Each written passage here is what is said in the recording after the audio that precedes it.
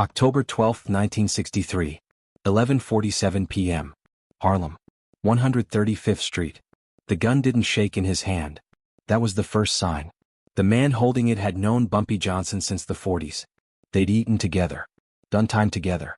Shared names that never left the room. Tonight, he stood 6 feet away, coat open, pistol low, eyes steady. Jazz stopped mid-phrase somewhere down the block. That silence mattered. Bumpy noticed it before he noticed the gun. He always did. The city talked to him in gaps and pauses. He'd just come home from Alcatraz 4 hours earlier, 10 years gone, 10 years changed, and already Harlem was speaking a different language. Close the door, the man said. 2 words. Under 12. Cling. Bumpy didn't move. He let the moment stretch. Power lives there, between the order and the obedience. He looked past the gun, past the face he trusted, and watched the shadow under the hallway light. It leaned the wrong way. This detail will matter soon. You got something to tell me? Bumpy asked. The man swallowed. The sound was small. That was the second sign. Bumpy smiled, but it didn't reach his eyes. He'd learned in solitary that smiles are weapons when they arrive early. He stepped inside anyway. Closed the door himself. The click of the latch sounded louder than the pistol. He didn't know this moment would rewrite everything. Oh, we'll get to that. The man's name was Ike. That mattered. Ike had run numbers for him before prison. Kept his mother fed. Watched his back when the streets were honest about being dangerous. Ike had also been visiting Italian clubs lately. New suits. New confidence. That mattered more. Put it away, Bumpy said. Ike didn't. He shifted his weight. The gun rose an inch. Not enough to fire. Enough to threaten. Things are different, Ike said. That sentence was about to decide everything. But before it was spoken, Bumpy raised a hand. Come. Controlled. The room smelled like old wood and damp coats. He chose the smell because it told him who owned the space. He did. For now. Different how? Bumpy asked. Ike hesitated. That was the mistake. Confidence lies. Hesitation tells the truth. They run it now, Ike said. Harlem. Who's they? Ike didn't answer. He didn't have to. Everybody knew the name whispered behind closed doors. The Genovese crime family. 10 years is a long time. Long enough for maps to be redrawn quietly. Bumpy nodded once. He filed the information away. Knowledge first. Reaction later. He had learned that on the rock, counting footsteps, learning which guards lied with their eyes. You're pointing that at the wrong man, Bumpy said. Ike's jaw tightened. They said you wouldn't understand. Who told you what I understand? Bumpy asked. Another pause. Another truth. They did, Ike said. The Italians. Power shifted right there without a sound. Ike thought the gun made him strong. He didn't see the trap closing around his words. Bumpy stepped closer. Slow. Deliberate. The pistol stayed trained on his chest. Cold metal doesn't scare a man who spent nights listening to the ocean pound concrete. You betray me, Bumpy said. You better do it clean. Ike's finger trembled. The tremor traveled up his wrist. Touch matters when fear changes sides. I'm trying to save you, Ike said. That lie would echo later. Bumpy leaned in until the gun barrel brushed his suit. He didn't flinch. He lowered his voice. 12 words or fewer. Who told you to pull it? Ike closed his eyes. That was all Bumpy needed. Nobody knew he'd planned for this, Bumpy would say later. But the truth was simpler. He'd planned for men like Ike. Men who confuse access with authority. A knock hit the door. Sure. Precise. 3 beats. Not police. Not friends. Ike's head snapped toward the sound. Bumpy watched the eyes. Power reveals itself in reflex. We'll return to this moment, Bumpy thought. Open it, Ike said. Bumpy smiled again. This time it reached his eyes. You already chose, Bumpy said. Now live with it. He turned toward the door, back to the gun, and reached for the latch. Behind him the pistol clicked. And outside Harlem waited, quiet, occupied, and ready to see who still belonged. 10 years earlier Harlem had a pulse you could set a watch by. Numbers runners at dawn. Church hats by noon. Dice games after dark. Everybody knew who kept the peace. Everybody knew whose name not to say too loud. While Bumpy Johnson counted days on cold stone, the city kept moving. That was the first lesson he relearned walking those blocks again. Power doesn't pause for loyalty. Harlem looked the same from a distance. Brownstones. Neon. Corner laughter. Up close the details were wrong. New faces behind old counters. Different suits leaning in familiar doorways. The music had changed its rhythm, Not louder, just tighter. Control. Control always leaves a mark. Bumpy noticed it in the way men stopped talking when he passed. Not fear. Calculation. Fear is loud. Calculation is quiet. 10 years is enough time for an absence to be rewritten as weakness. The Italians hadn't kicked down doors. They didn't need to. They did it with envelopes, percentages, and patience. First came protection. Then partnerships. Then debts that couldn't be repaid without permission. By the time anyone noticed, the streets answered to a different calendar. This detail will matter soon. Bumpy didn't rush. He never rushed. Rushing tells the room you're behind. Instead, he listened. He sat in back booths. He let men talk themselves into trouble. Knowledge is heavier than a gun when you know where to drop it. He learned the names. Capos who smiled too much. Lieutenants who underestimated Harlem because they thought culture was decoration, not infrastructure. Their fatal mistake wasn't arrogance. It was simplification. They thought Harlem was territory. Bumpy knew it was a system. Numbers weren't just money. They were trust. Church donations weren't charity. They were influence. Jazz clubs weren't entertainment. They were communication hubs. You take over the surface and ignore the roots, the tree falls on you later. Nobody knew he'd planned for this. Bumpy paid visits without announcing them. He walked in unarmed. That unsettled people more than threats. Violence is expected. Confidence without a weapon rewrites the room. In one club, the owner offered him a drink. Whiskey burned once it hit his tongue. Bumpy let the burn sit. Taste matters when respect is being tested. Long time, the owner said. Long enough, Bumpy replied. Under 12 words. Always. The owner leaned closer. They're watching. Let them, Bumpy said. Power didn't change hands there. It shifted posture. Men straightened when he spoke. Not because of what he said, because of what he didn't. By the third night, word spread that Bumpy was listening. Not demanding. Not threatening. Listening. That made the Italians nervous. Listening means inventory. They underestimated one critical thing. Prison hadn't broken him. It had edited him. Solitary taught patience. Alcatraz taught silence. When you live with nothing but your thoughts, you learn which ones matter. Bumpy came back leaner in every sense. No wasted moves. No wasted words. A message arrived through a bartender who didn't know he was carrying it. Meeting. Neutral ground. Smoke-heavy room. Midnight. Bumpy smiled when he heard. Neutral ground is never neutral. It belongs to whoever understands it best. This was the power loop they didn't see. They thought they were inviting him into their game. He was mapping theirs. He prepared by doing nothing visible. No soldiers. No calls. No show. That absence spoke louder than a parade of guns. Men filled silence with fear. The Italians made one more mistake before the meeting. They leaned on someone close to Bumpy. Family adjacent. Not blood but history. Pressure leaves fingerprints. Bumpy noticed the change in posture, the way answers came a second too late. Touch matters when loyalty bends. He didn't confront it. Not yet. Moral loops require timing. Spare or destroy only matters when the choice costs something. The night before the meeting, Bumpy stood on his stoop and watched Harlem breathe. The streetlights hummed. The city felt owned but not settled. Ownership without belonging always leaks. He turned and went inside. Tomorrow he'd walk into a room where everyone believed they had the advantage. They didn't know the advantage had already moved. The meeting room sat above a social club that pretended to be empty. Midnight sharp. Smoke hung low. Chairs placed just far enough apart to signal boundaries. Bumpy arrived alone. That was the first disruption. Men who expect fear prepare for crowds. Men who understand power prepare for solitude. The Italians watched him enter without a weapon, coat unbuttoned, hands visible. No rush. No scan for exits. That unsettled them more than bravado ever could. One of them stood to greet him. Confident posture. Expensive suit.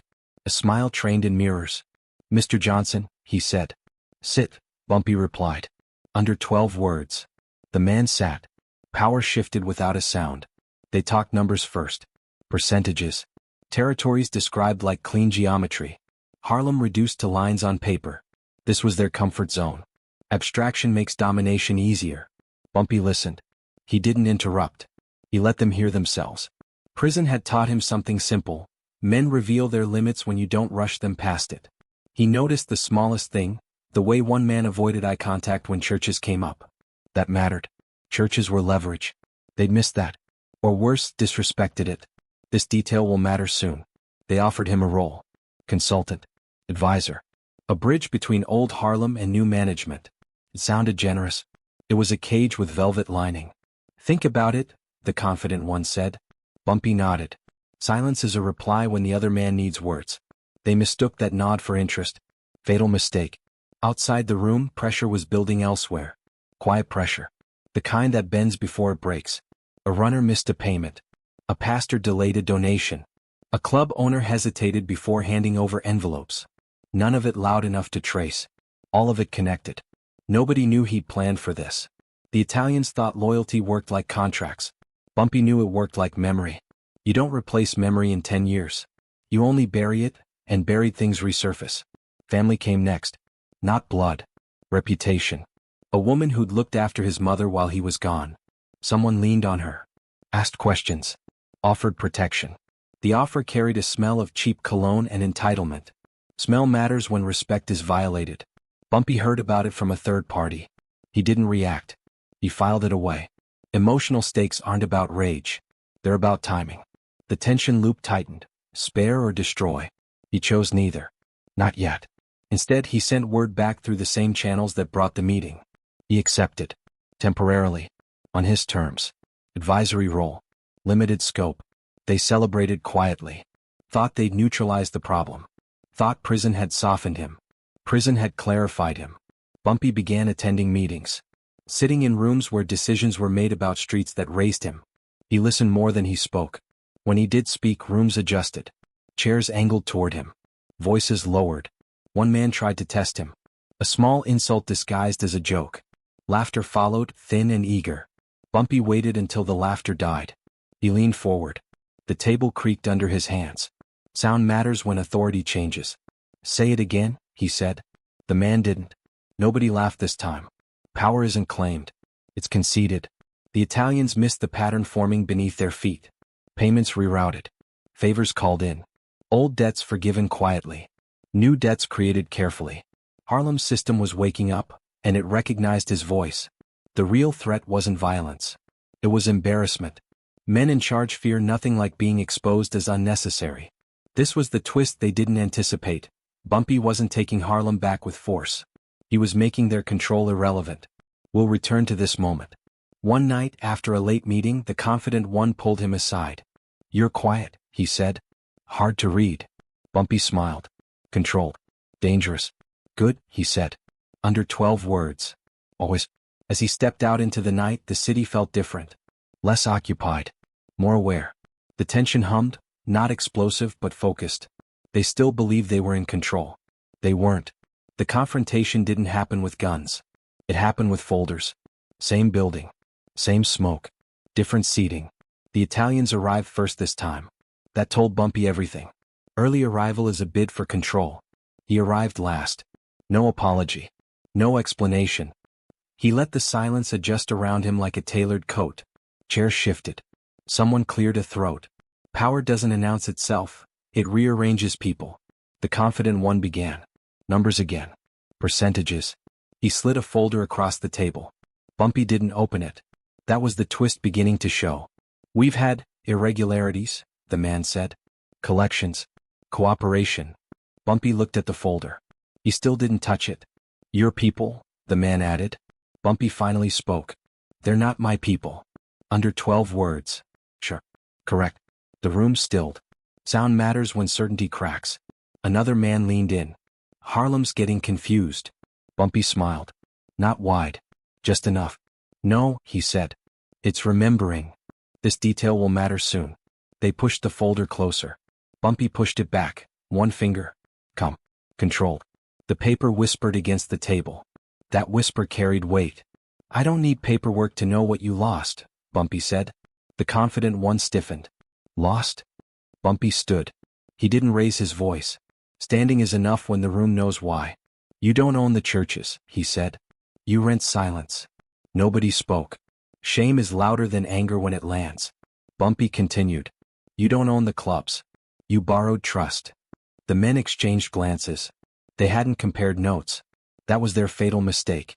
They assumed compartmentalization was control. It wasn't. And you don't own the numbers, Bumpy said. You disrupted a system you never learned. He paused. Let it settle. Prison had taught him the value of pauses. Men fill them with admissions. One did. We can fix this, someone said. Moral loop. Spare or destroy. Bumpy shook his head once. Small. Final. You already fixed it, he said. They waited for the threat. It didn't come. That terrified them more than violence ever could. Bumpy reached into his coat, not for a gun. For a folded paper. He placed it on the table. Names. Amounts. Dates. The paper didn't shake. Knowledge beats muscle when the timing is right. You leaned on people you shouldn't have, Bumpy said. You moved money you didn't track. You disrespected places that don't forget. The confident one scanned the page. His face changed. Color drains quietly when power flips. This is private, he said. Not anymore, Bumpy replied. Under 12 words. Always. They saw it then, the real plan. He hadn't taken Harlem back. He'd made their presence a liability. Every dollar now carried exposure. Every order risked defiance. Every show of force would confirm what they were trying to deny. They were guests who'd overstayed. We can make this right, the confident one said. Bumpy leaned forward. The table creaked again. Same sound as before. Different meaning. You already did, he said. By bringing me in. That was the reveal. They'd legitimized him. Given him sightlines. Let him listen. Power had moved while they watched the wrong place. Silence fell. Heavy. Complete. Outside, a siren passed without urgency. Harlem didn't panic. It adjusted. Bumpy gathered the paper. He didn't threaten. He didn't bargain. He offered an exit. You leave clean, he said. Quiet. No retaliation. And if we don't? Someone asked. Bumpy straightened his coat. He looked around the room, once. Then Harlem finishes remembering, he said. He walked out without waiting for an answer. No blood. No shouting. Just a room full of men realizing they'd already lost. We'll return to what that silence did next. Nothing happened the next day. That was the message. No shootings. No warnings. No bodies to explain. Harlem woke up, opened its shops, counted its money and waited. Underworld reactions don't come with headlines. They arrive as adjustments. A club owner changed suppliers. A runner delayed a pickup. A pastor returned an envelope untouched. Fear spreads fastest when it has no sound. The Italians felt it first in the gaps. Meetings got postponed. Calls went unanswered. Men who used to arrive early started arriving late, or not at all. Confidence erodes when routines fail. They tried subtle pressure. A visit here. A reminder there. Nothing overt. Nothing traceable. But pressure without leverage just reveals weakness. This detail will matter soon. Bumpy didn't issue orders. He didn't need to. Power had shifted from command to consent. People aligned themselves because it felt safer, not because they were told to. One Italian lieutenant made the mistake of testing that. He leaned on a small operation thinking size meant compliance. The response was polite. Come. Final. They stopped answering him. No blood. No threats. Just absence. Absence is devastating when your authority depends on being acknowledged. Word traveled without being carried. Harlem has its own wires. They hum when something is decided. Inside the Italian rooms, paranoia replaced confidence. Who was still loyal? Who was listening? Who had already adjusted? Suspicion eats hierarchy from the inside. They looked for the source. They couldn't find one. That was the point. Bumpy stayed visible but neutral. He attended events. Spoke briefly. Left early. Visibility without aggression unsettles men who expect domination to look a certain way. A man approached him one night outside a club. Same confident one from before. The suit looked heavier now. The smile didn't arrive. We're taking the offer, he said. Bumpy didn't answer immediately. He let the night breathe. The streetlight buzzed once overhead. Sound matters when a decision lands. Clean, Bumpy said. One word. The man nodded. Clean. No handshake. No celebration. Just an understanding. Shame does more work than violence ever could. They left quietly. Assets sold. Interests reassigned. Names disappeared from ledgers without ceremony. The city didn't cheer. It exhaled. Fear turned into respect, the quiet kind. The kind that doesn't need enforcement. This was the consequence they hadn't anticipated. Losing without a fight leaves no story to tell. No martyr. No revenge narrative. Just a memory of miscalculation. Men learned from that. Bumpy stood on the same stoop weeks later. Same street. Different posture. Harlem felt settled, not owned, not occupied. balanced. He hadn't raised his voice. He hadn't fired a shot. He'd simply reminded the system how it worked. We'll return to the moment this became legend. Years later, people would argue about how it really happened. That's how you know it worked. Some said the Italians left because it wasn't worth the trouble. Others claimed deals were cut in back rooms, numbers adjusted, hands shaken. A few insisted there had to be violence somewhere, that power without blood felt incomplete. They were all wrong. The truth was quieter. When Bumpy Johnson walked out of Alcatraz in 1963, Harlem didn't rush back into his arms. It watched, tested, measured whether the man who left was the man who returned. He passed the test by not demanding anything. That was the final loop closing.